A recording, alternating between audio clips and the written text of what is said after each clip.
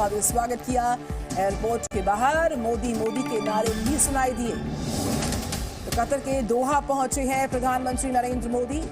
Qatar के विदेश राज्य मंत्री हैं, उन्होंने स्वागत किया प्रधानमंत्री का उनके आगमन पर। एयरपोर्ट के बाहर मोदी मोदी के नारे भी सुनाई पड़े। नहीं होना चाहिए, मुस्लिम तो ऐसी मतलब उनको इस तरह वेलकम नहीं करना चाहिए था। ठीक है, उन्होंने किया है तो ठीक है। ये तो नहीं कि आप भूल जाएं कि हमारी इंडिया से क्या है, मतलब कि हम।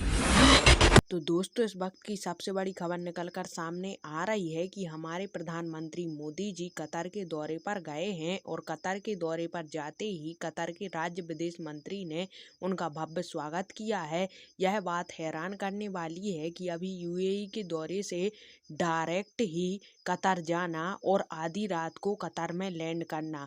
करीबन प्रधानमंत्री मोदी जी 12 से 2 बजे के समय आधी रात को कतर पर पहुंचे हैं, जहां पर कतर के राज्य विदेश मंत्री ने उनका स्वागत किया है। और यह देखकर दुनिया हैरान है कि एक इस्लामिक देश में वो भी आधी रात के 12 से 2 बजे इस्लामिक देश के राज्य विदेश मंत्री द्वारा पीएम मोदी जी का स्वागत करना। इसके पश्चात हमारे पीएम मोदी जी वहां के प्रधानमंत्री से भी मिले और वह कतर के शेख से भी मिलेंगे। जब से भारत के 8 नेवी अफसर कतर से वापस आए हैं, तब से कतर और भारत के संबंध में एक नया उछाल आया है। तो आइए संपूर्ण टॉपिक पर पाकि मीडिया का रिएक्शन देखते हैं।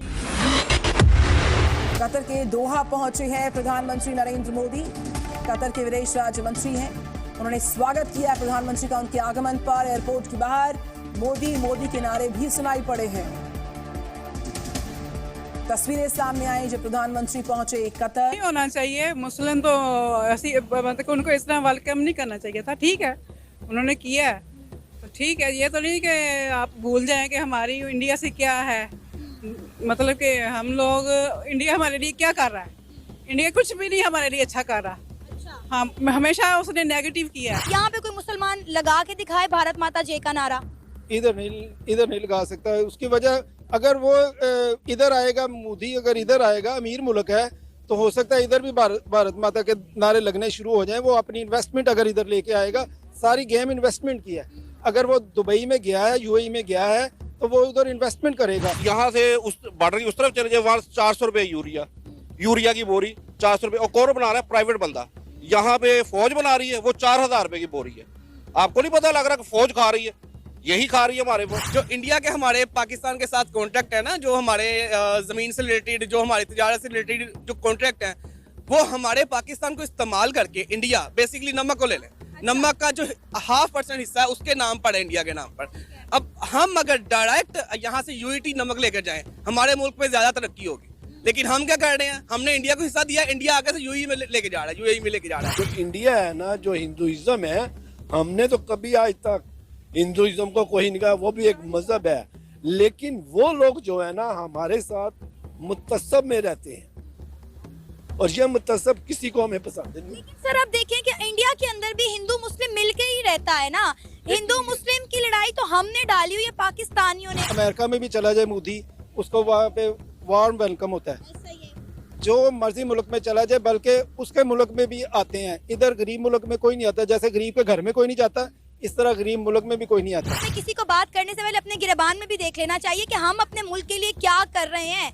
आपको आपके मुल्क में खालिस नमक नहीं मिलता, आप नमक की बात कर रहे हैं। नमक की कानें यहाँ पर हैं। आपने नमक की बात की कि नमक इंडिया में जा रहा है, इंडिया हमारे नाम का ठप्पा लगा के पूरी दुनिया में नमक बेच रहा है। तो पाकिस्तान में तो नमक खुद जो है 1 नंबर नहीं मिल रहा। आप मुझे बताएं, जो नमक आप खरीदते हैं, 4 चम्मच भी हांडी में डालो, नमक का टेस्ट। एक बात बताना चाहूंगा, आज मोदी साहब ने एक और चीज को वहां पे प्रमोट किया है, भारत मार्ट को। यूएई के अंदर पहले वहां पे ड्रैगन मार्ट है, जो चाइना की मार्ट है, जिसके अंदर हर चीज मुयस्सर होती है। आज मोदी जी ने इफ्तिताह कर दिया है भारत मार्ट का। तो दर हकीकत अगर देखा जाए तो वो जिस तरीके से भारत को प्रमोट कर रहे हैं, वो जातियात को प्रमोट नहीं कर रहे। वो कोई जो दुबई के अंदर अपने प्रॉपर्टी लेने के चक्कर में नहीं है मोदी जी, ना उनका जो साथ उनके साथ स्टाफ है, ना ही लंदन के अंदर को किकबैक ले रहे हैं, ना ही टोरंटो के अंदर वो किकबैक पे नजर है उनकी। ये सबसे बड़ा लेसन है दुनिया के लिए लर्न करने के लिए कि नेशनलिज्म को किस तरह प्रमोट करते हैं, अपनी कौम को किस तरह प्रमोट करते हैं, उसकी करेंसी को किस तरह प्रमोट करते हैं, उसके डायस्पोरा को। मैंने तो अब इसको डायस्पोरा भी करना छोड़ दिया है, इस्तेमाल करना टेक्नोक्रेट्स को, क्योंकि अगले पढ़ा पढ़ा के बाहर भेज रहे हैं, जूते मार मार के निकाल नहीं रहे हैं, पढ़ा पढ़ा के भेज रहे हैं। इंडिया का, भारत का सबसे बड़ा दुनिया के लिए वेपन जिस वक्त है इंडियन इंस्टीट्यूट ऑफ टेक्नोलॉजी, और इस वक्त वो सब चढ़ के बोल रहा है इंडियन इंस्टीट्यूट ऑफ मैनेजमेंट है।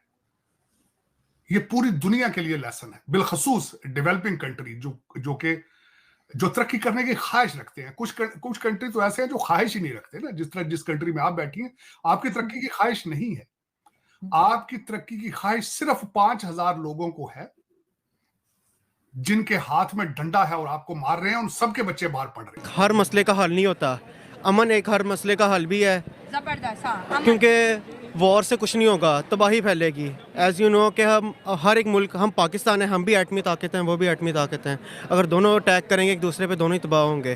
पूरी दुनिया को अपना ही मानते हैं और अब दुनिया भी उन्हें अपना मानने लग गई है। क्योंकि दुनिया को पता चल गया अगर हम इनसे किसी भी तरह का रिलेशन अगर नहीं रखते तो हम कभी भी तरक्की नहीं कर सकते। अब लोगों की मजबूरी बन गया कि वो इंडिया के साथ अपने रिलेशन बेहतर करेंगे। अब इस्लामी कंट्री देख लो, सऊदीया को देख लो, दुबई को देख लो, कनाडा को देख लो, अमेरिका को देख लो, जितनी भी बड़ी बड़ी पावर्स हैं वो इंडिया का साथ चाहती हैं और जो वो कहते हैं उसी पर वो अमल करते हैं। देखें, इंडिया यूएई का बहुत बड़ा स्टेक होल्डर है इकोनॉमिकली, ठीक है। वहाँ पे पॉपुलेशन पाकिस्तानियों से ज़्यादा इंडिया की बहुत ज़्यादा है।